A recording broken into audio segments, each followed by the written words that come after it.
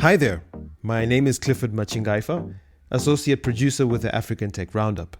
In today's episode, we speak with Michael Schlein, CEO of Accion, a global nonprofit organization committed to creating a financially inclusive world. This episode was taped on the sidelines of Afrobytes, New York, and we're excited to be a part of Afrobytes again in 2020, happening in Paris on the 9th of June at Station F. We're really hoping to meet you there as we have the world's most diverse innovation ecosystem all under one roof. My first question basically is how you frame the notion of inclusion within the context of what you do. Let me start with what inclusion looks like and then talk about the absence of inclusion. I live in New York City. Like many global capitals of the world, we take for granted financial inclusion. So I have credit cards, I have debit cards, I have ATMs on every corner, I have access to appropriate insurance for my health, for emergencies, for a variety of things. And I have places where I can save and invest my money. And I have efficient payments, easy, cheap digital payments. And for example, my bills come in on a monthly basis and my income comes in on a monthly basis. And all of that is enormously convenient. And I take all of it for granted, as your listeners do as well. But for 3 billion people, they live in poverty, they live near poverty, they live without access to, or they have really poor access to the global financial system. And their lives are so much harder because of that. So a typical woman living in poverty gets paid once a year at the time of the harvest, and she has to make that money work all year, and yet she lacks a safe place to save. Just even that phrase, a safe place to save, we take that for granted. She may have to travel hours to make a single payment in cash to keep the lights on. And those are hours that she's not getting compensated because she works on a farm and no one's paying her for the time that she's not producing. She cannot get appropriate insurance, even though she lives in an area where there may be droughts or there may be floods. No one will lend to her to build her business. And perhaps worst of all, she lives completely in a cash world, which means she is invisible to the global financial system and the global financial system is invisible to her. And so even if she's making regular payments to keep the lights on or to pay for school, she is not getting any credit for that. She's not building any credit history. So she's doomed to stay invisible to the global system as long as she's living in a cash world. And again, all of that makes her life much harder. And all of that we can change, and we must change. And if we can change, we can make the whole system stronger and better and more inclusive for all. That is our vision, a financially inclusive world where everyone has all those tools they need to make their life easier. To my mind, there's a distinction between inclusion and access. And it appears to me that most of the efforts that claim the notion of inclusion would probably be better described as access plays as opposed to inclusion plays. Do you see that distinction? I think you are completely right. People talk about financial inclusion and often they measure it in terms of access, and I think that misses the point. In fact, the Global Findex, produced by the World Bank and funded by the Gates Foundation, is an invaluable tool. Every 3 years, they produce a new version of the Global Findex, and it is the scorecard by which we measure progress, but it is very focused on access. So for example, the new data showed that 1.7 billion people remain completely excluded. When I talk about 3 billion, I'm also talking about people who are poorly served, but the people that are completely excluded are 1.7 billion. And we made some progress from 2014 to 2017. More than 500 million people gained access to an account. And to your point, that's access. Yeah. Access is not our vision. Access is only the first step towards our vision.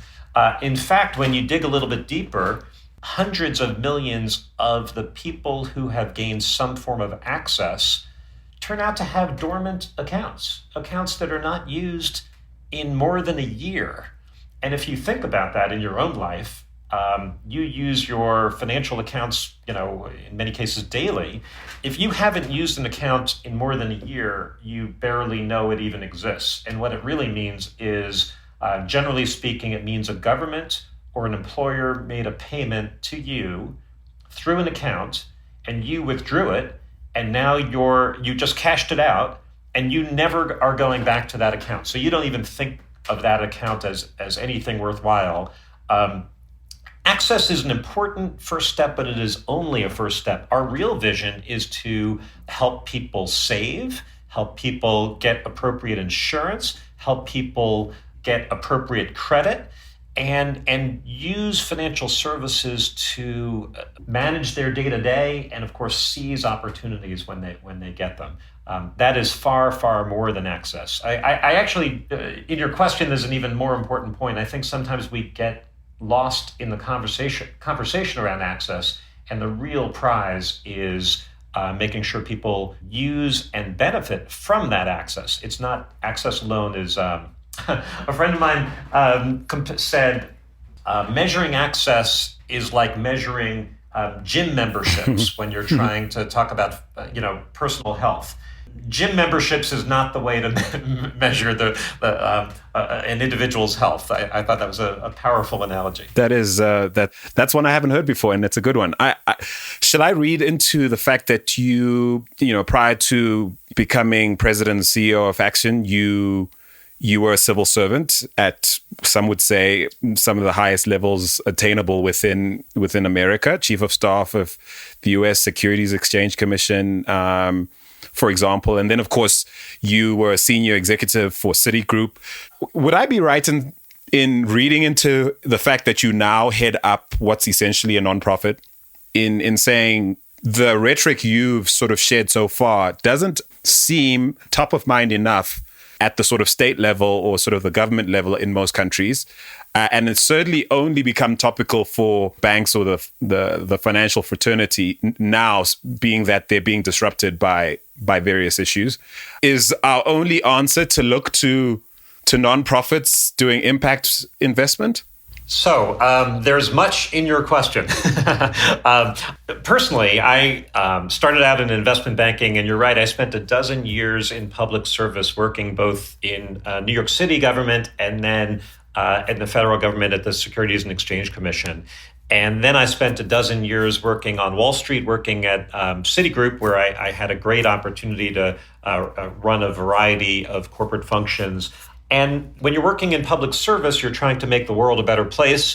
When you're working, at a large... Or some would argue you're trying to help, you're trying to make people happy and get other people elected, some would argue. Well, no. I mean, for me, I was very much motivated by the public service, the chance to serve and to try to improve the world. And I think most people who go into government have that desire. And then I had a dozen years at Citi where I had the chance to learn about the world and see the importance of financial services, but largely for rich people and large corporations. That's who the banking sector serves. And so for me, the chance to work at Accion is the combination of the best of both worlds. Every day I get to try to make the world a better place by bringing financial services to people who really need them. And again, I come back to what I started with. We take a lot of this for granted, as we should, but for 3 billion people, the global financial system is a complete failure. It's a failure to them. And for the first time in human history, we have new tools that can really change that. And that's what excites me every day. I suppose my question is really one about incentive, right? And I don't want you to perceive it as a low blow to sort of be distrustful of civil servants. But I suppose the issue for me, or my question to you, is really, what have you learned about incentives, misplaced incentives, perhaps poorly framed incentives, totally out of touch incentives that basically constitute governance in many countries. And then, of course, the unfortunate incentives often hard-nosed capitalist incentives that are set within sort of global financial, giants. And I suppose given you've been in all three sort of scenarios, now in a nonprofit sort of impact investment role, what have you learned about the importance of incentives, or perhaps when they're poorly set, what the consequences can be? It's actually a great question.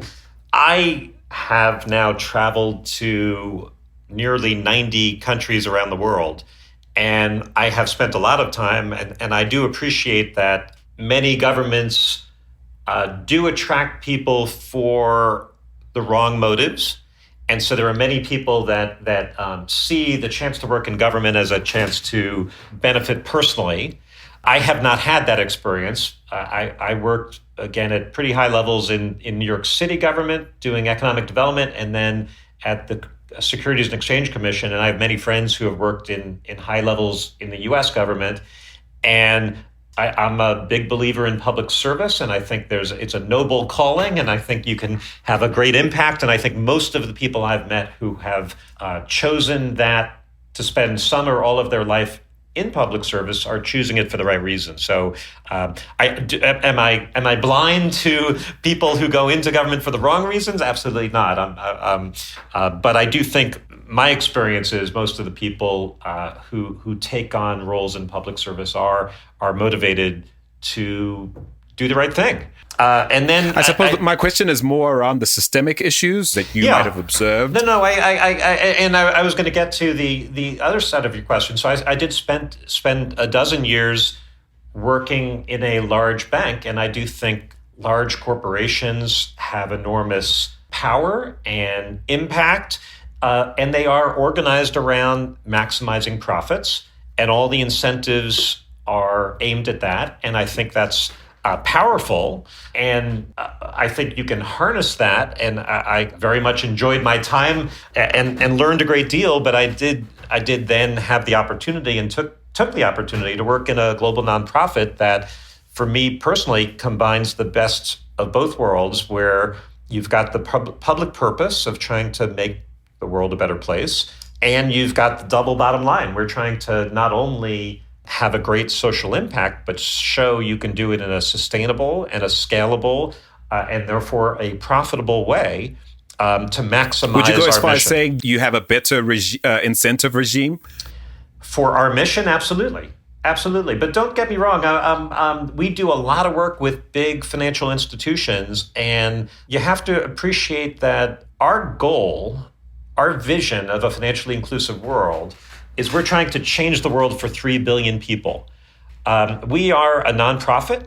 We are supported by very generous philanthropy, but to change the world for 3 billion people, all the philanthropy in the world is insufficient to that task. So very much a part of Accion's mission is to work with banks and global companies to get them interested in meeting the financial needs of the poor. So I appreciate your line of questioning is very interesting about incentives. I think part of Accion's mission is to show you can have a huge social impact and also a healthy return, and that is how we will attract investment, and that is how we will attract innovation, and that is how we will attract partners who will begin to see those 3 billion people as a big market opportunity.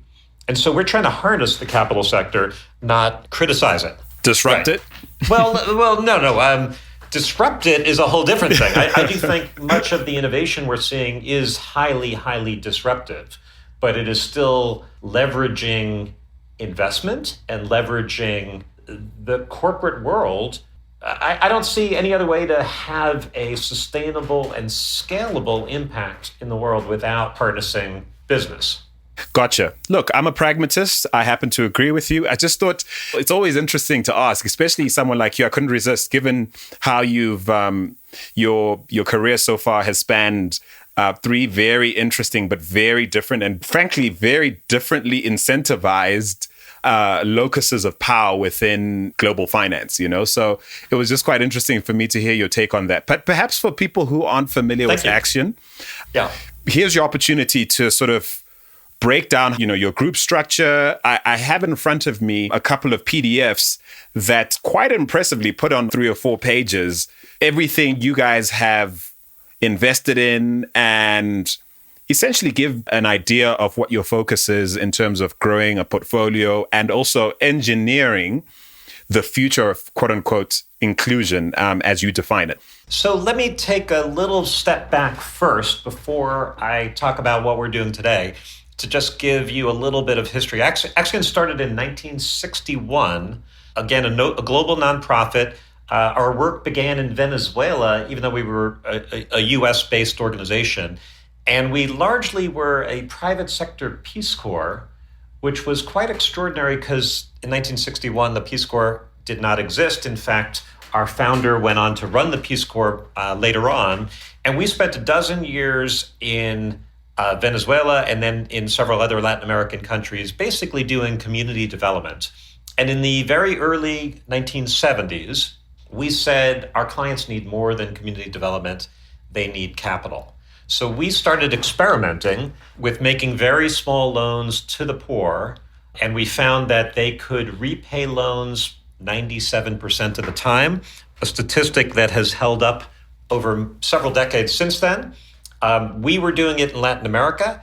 Dr. Muhammad Yunus was doing it in Bangladesh. Others were doing it in Southeast Asia. And we were part of and helped to build the global microfinance, microcredit, microlending movement. And Accion built a string of nonprofits in almost every Latin American country to make very small loans to the poor. And we spent many years helping them grow and raise money and work on their methodology and get to greater scale. And in 1992, in what was a controversial event then, and sort of a obvious now and seminal event in our industry, in 1992, Accion created the world's first for-profit bank for the poor, Banco Sol in Bolivia. And Banco Sol, as a nonprofit, had been doing very well. But in 1992, as a for-profit structure, all of a sudden it could access the debt markets. All of a sudden it could access the equity markets. It could hire talent in a new way. It was regulated in a different way. Later on, it could take deposits. And Banco Sol, which had been doing very well as a nonprofit, basically took off and catapulted to a completely different trajectory. We then went back to all of those nonprofits we had created and recreated them as for-profits. So we became an early equity investor in and then helped to build some of the truly great microfinance institutions in the world, including Banco Sol in Bolivia, Mi Banco in Peru, Compartamos in Mexico. And then later on, Compartamos, we had the world's first IPO for a microfinance bank, which was very successful, again, controversial in the day, but that allowed us to expand through 10 countries in Africa, India, China, the Philippines, and most recently, Myanmar. And so we, over many decades now, have been working towards creating a financially inclusive world by building institutions that are focused on bringing financial services to the poor. That's our background. In the last decade or so, we, like everyone listening to this, our lives have been changed by technology, and Accion's work has been changed by technology. And so we, over the last decade, have become a fintech venture capital investor in some of the very disruptive technologies that are rewriting the rules of how you can meet the financial needs of the poor. We are probably the leader in seed stage investing in fintech for inclusion. I get to say that very carefully because there's a lot of money in seed stage investing. There's a lot of money in fintech, and there's a good amount of money in inclusion. But if you draw those circles together and you see the overlap of the three, we're among the only organizations that are exclusively focused on seed, fintech, and inclusion. And we now have looked at thousands of companies to make investments in about 40 companies that are some of the most disruptive in the world. And I mean, on the continent, that includes the likes of Lydia, Yes. Of Nigeria, obviously, Yoko of South Africa, Zuna, All Life also of South Africa. Yes. So again, having seen thousands of companies in that space, what stood out in those particular examples, or Well, just perhaps give me a sense. Oh, sorry. No. Before I do that, just let me briefly say. So, in addition to our work with seed early stage companies, we also are an investor at the early and growth stage companies, which are much larger investments in much larger companies. We also continue to invest in banks and microfinance institutions, all trying to meet the needs of the poor. We also have a group called Global Advisory Solutions, which are consultants. They're sort of Accenture, Bain, McKinsey-like consultants that go in and advise financial service providers on how to leverage new technologies to reach people that haven't been reached before. And the last part of our work is we've created the Center for Financial Inclusion, which is a global think tank, which works in consumer protection and high-quality research on the challenges, the obstacles, and the opportunities to create a financially inclusive world. So I do think, for example, we have worked hard over many years to find the most innovative companies using new technologies to solve these issues. And now I think it's coming around the other way where they find us. So it's a combination of chicken and egg. You have to work at it, but ultimately we are, at the seed level, we are most often the first the first institutional investor in these companies after friends and family. And so I think we've developed a reputation for a willingness to invest earlier than anyone. And also we go in and we bring high quality, what we call portfolio engagement, which is, again, services and consulting services that help these companies have greater impact. Do you end up finding startup culture bending to sort of meet your mold? Or do you genuinely find people trying to solve local problems that just happen to be representative of your ethos? Well, there is a lot of innovation happening all around the world. We're exclusively focused on fintech innovation, again, because our mission is to create a financially inclusive world.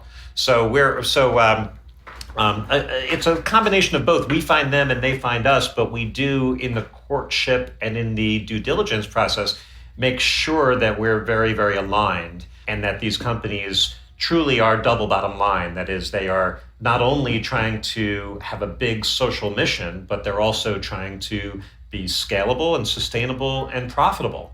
That is how they will grow.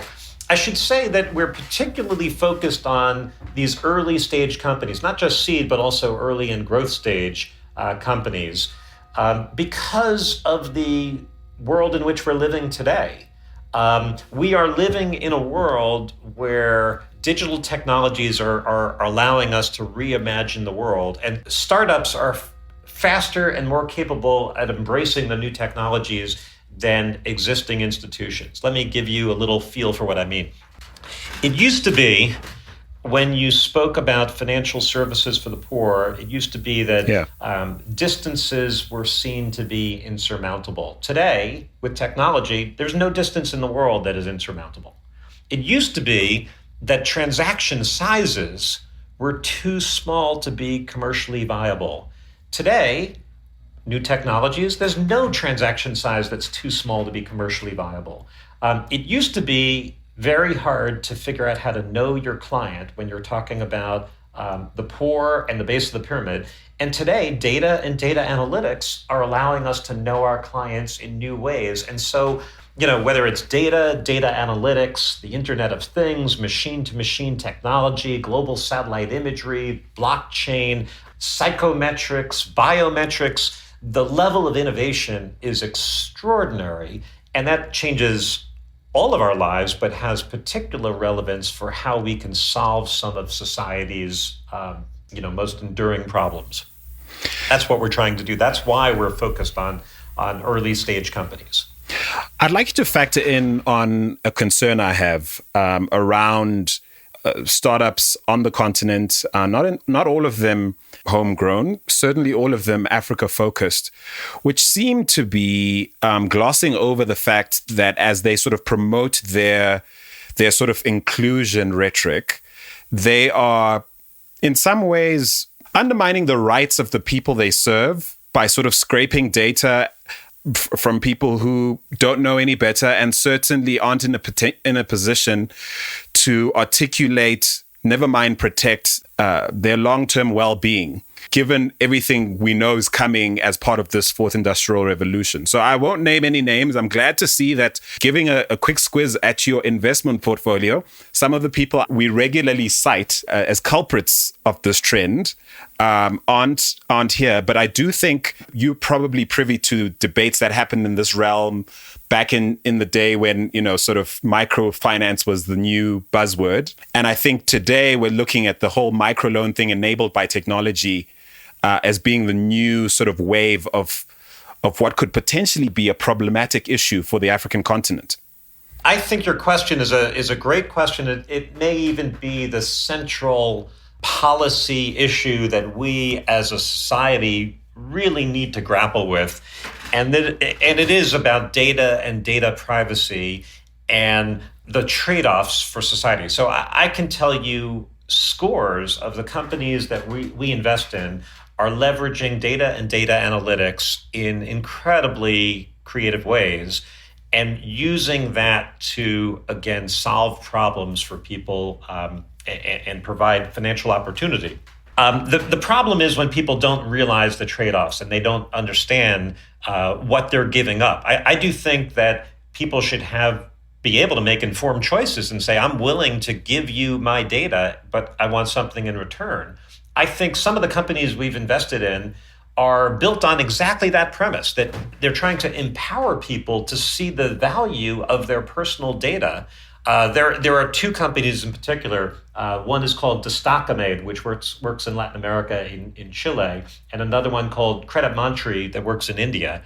The premise there is you have data that can help tell your story. Think about it this way.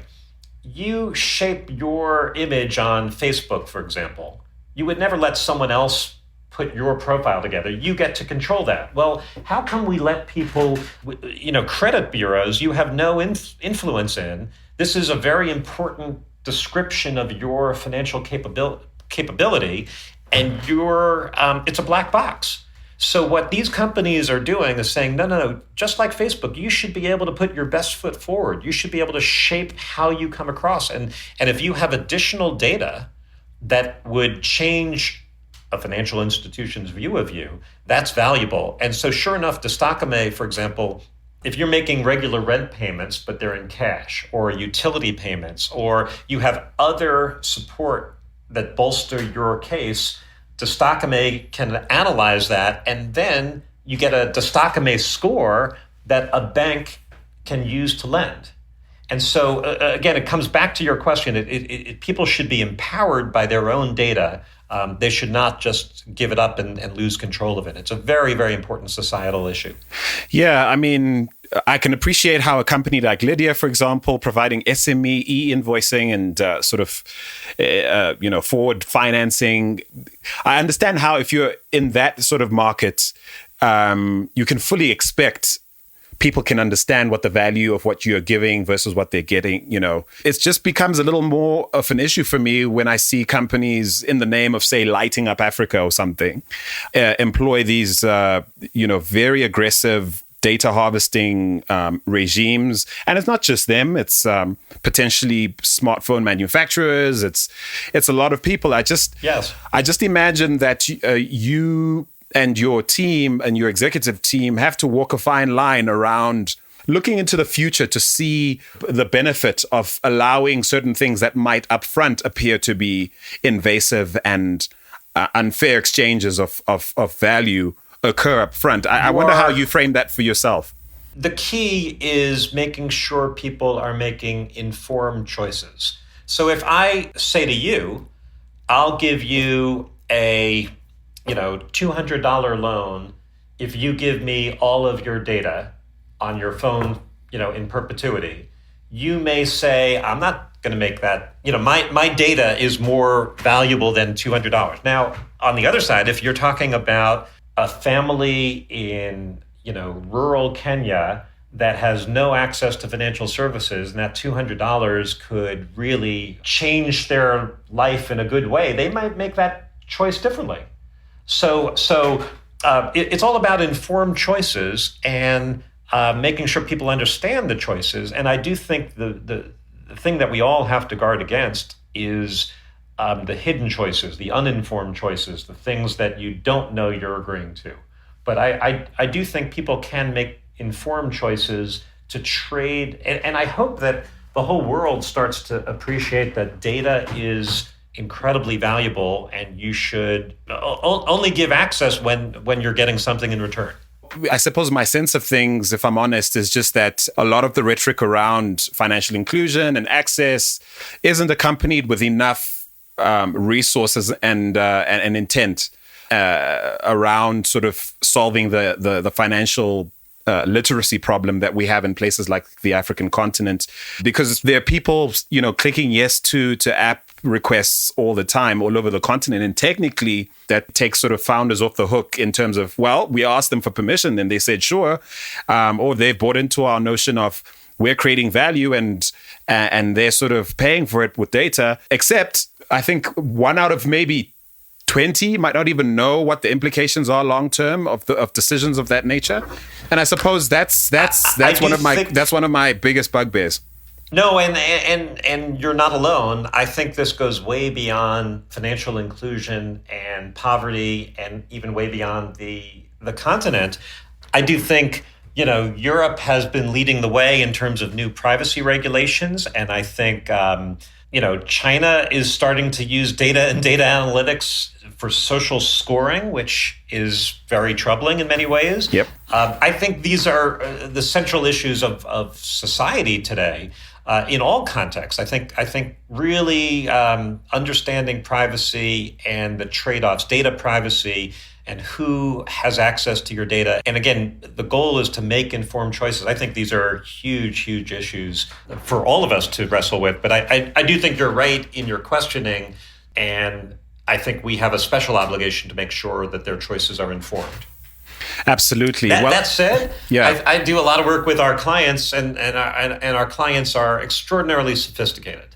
They may not have financial resources, but they're very sophisticated, and I think they are quite capable of making well-informed choices. I'm so glad you didn't say that you work with your clients and they don't give a flying horseshoe, because I would have believed you. But yeah, I mean, I'm not so cynical as to believe that everybody is out for themselves and doesn't care about these issues. And I know enough founders in the space to know that there are no simple answers to this question. And of course, I'm not so backward as to believe that we have to sort of wait until every sort of potential conflict of interest is settled before we actually try things and move forward. But I do think we need more people making more noise about some of these issues. So last few questions for you are really easy. No, let me, I just want to, I know that Tunde, the entrepreneur, has been on your show before, and he's one of the great entrepreneurs that I think Lydia is an extraordinary company that is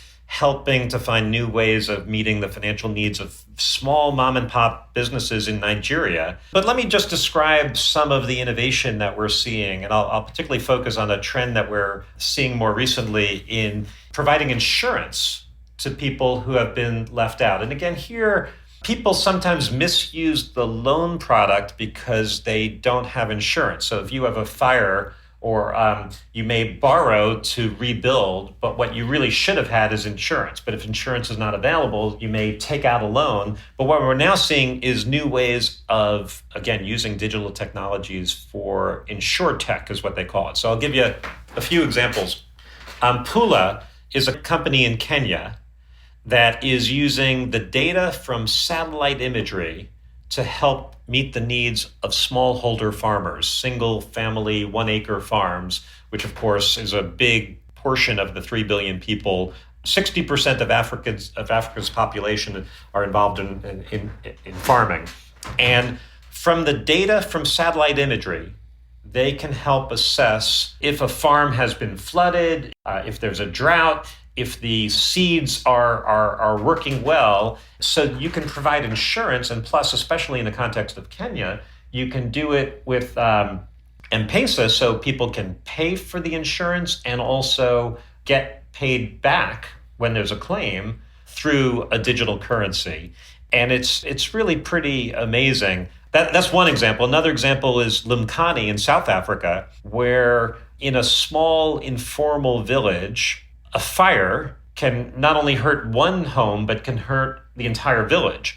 And so what Limkani does is they use the Internet of Things, and they use devices that are both heat sensors and fire sensors. And if there's a fire or heat in one unit, the entire community gets notified in real time. And that can save lives, that can save homes, and that can make an entire community that was uninsurable can all of a sudden be insured. And the last one I'll mention is a great company also in South Africa called All Life, which is the first company in the world to provide insurance for people with HIV. And now they're also working with people with diabetes. And that's unfortunately a very large percent of the population. And today, if you have the right cocktail of antiretroviral medications, you can live for decades as long as you stay on your meds. And so they use digital technologies to make sure that you're staying on the correct regime. And as long as you do that, you have insurance. And especially in the South Africa context, you cannot own a home unless you have life insurance. So we're talking about a significantly financially excluded population that all of a sudden can be included. So those are just a couple of examples of some new technologies that are finding new ways to solve old problems. Well, I'm grateful to you because my last question, one of my last questions was going to be, do you have any favorites? I know you've you've already alluded to some, and I think in fairness, I want you to rest easy in the knowledge that I'm not a cynic. I mean, even just looking at your portfolio at a glance, right?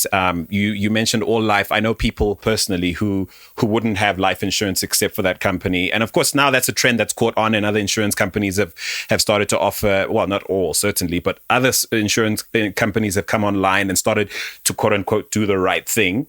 I do definitely have firsthand experience of how tools of this nature, innovation of this nature in the financial services space can truly change lives. I suppose my burden is that people like you guys have a sense of just how profound the wave of sort of rhetoric and policy-making potential that you start or create, that you guys have a really grounded sense of the implications of what that means for people like us on the ground. And to that end, I want to close with this question, which is, when was the last time you were hit in the face with like a direct impact of the work you do? I'll stick to Nigeria and Lydia and Tunde.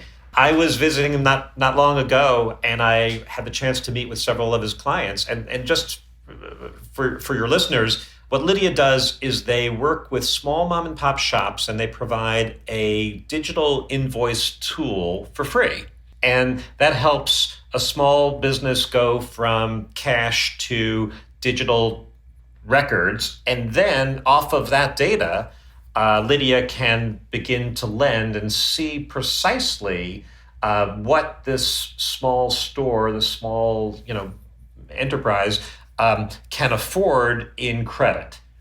And I was with his clients, and literally his clients were saying, Lydia knows more about the finances of these small mom and pop shops than the entrepreneurs themselves. And it's incredible because banks don't know how to lend to these companies.